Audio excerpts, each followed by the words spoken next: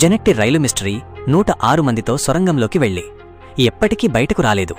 ఊహించండి, ఒక భవ్యమైన లగ్జరీ రైలు 106 మంది ప్రయాణికులతో ఇటలీ పర్వతాల్లో ఒక సొరంగంలోకి వెళ్తుంది. కాని ఆ సొరంగం నుంచి ఎప్పుడూ బయటకు రాలేదు.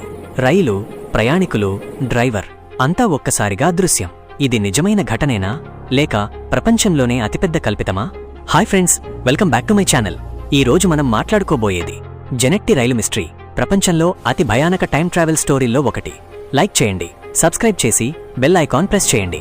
1911 సంవత్సరం జులై 14 ఇటలీలో రోమ్ నుంచి మిలన్ వరకు ఒక కొత్త టూరిస్ట్ రైలు ప్రారంభమైంది. పేరు జెనెట్టి రైలు. చాలా లగ్జరీ, వుడెన్ ప్యానెల్స్, వెల్వెట్ సీట్లు, గ్లాస్ విండోస్. అప్పటి టాప్ క్లాస్ ప్రజలెక్కారు. మొత్తం 106 మంది ప్రయాణికులు. రైలు బయలుదేరింది. రోమ్, లాజియో, టస్కనీ, లాంబార్డీ పర్వత ప్రాంతాల గుండా వెళ్తూ చివరికి ఒక పెద్ద సొరంగంలోకి ప్రవేశించింది. ఆ సొరంగం పొడవు సుమారు 1 కిలోమీటరు. రైలు లోపలికి వెళ్ళింది. కాని 2 చివర్లలోనూ ఎవరూ ఆ రైలుని చూడలేదు. సొరంగం లోపల ఏమీ లేదు. శిథిలాలు లేవు, శవాలు లేవు, రైలు భాగాలు లేవు. అంతా పూర్తిగా అదృశ్యం. ఇటలీ ప్రభుత్వం షాక్ అయింది. పోలీస్, ఇంజనీర్లు, సైంటిస్టులు అందరూ వెతికారు. కాని ఏమీ దొరకలేదు. ఇక్కడే కథ మరింత వింతగా మారింది. రైలు సొరంగంలోకి వెళ్లే ముందు భయంతో దూకిన 2 ప్రయాణికులు బయటపడ్డారట.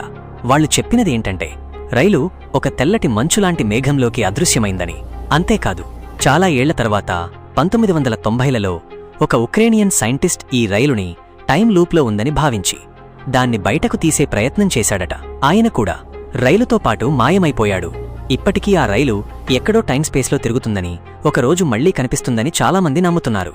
కాని ఇప్పుడు నిజం చెప్తాను, ఈ కథ పూర్తిగా కల్పితం.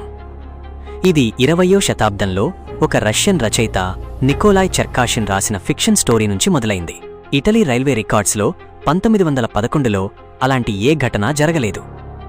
స్నోప్స్, వికీపీడియా, ఫ్యాక్ట్ చెక్ సైట్లన్నీ దీన్ని అర్బన్ లెజెండ్ అని కన్ఫర్మ్ చేశాయి. కానీ ఇంత భయానకంగా, ఇంత ఇంట్రెస్టింగ్గా ఉండటం వల్లే ఇప్పటికీ ప్రపంచవ్యాప్తంగా చర్చ జరుగుతుంది. సో ఫ్రెండ్స్, నిజమైనా కల్పితమైనా ఈ కథ మనల్ని ఆలోచింపజేస్తుంది కదా. టైం ట్రావెల్ నిజంగా సాధ్యమేనా, లేక మన మనసు సృష్టించిన భ్రమలా? నిజంగానే ఇది చాలా థ్రిల్లింగ్గా ఉంది. ఇలాంటి అర్బన్ లెజెండ్స్, జనశ్రుతి కథలు వినడానికి భలే మజాగా ఉంటాయి.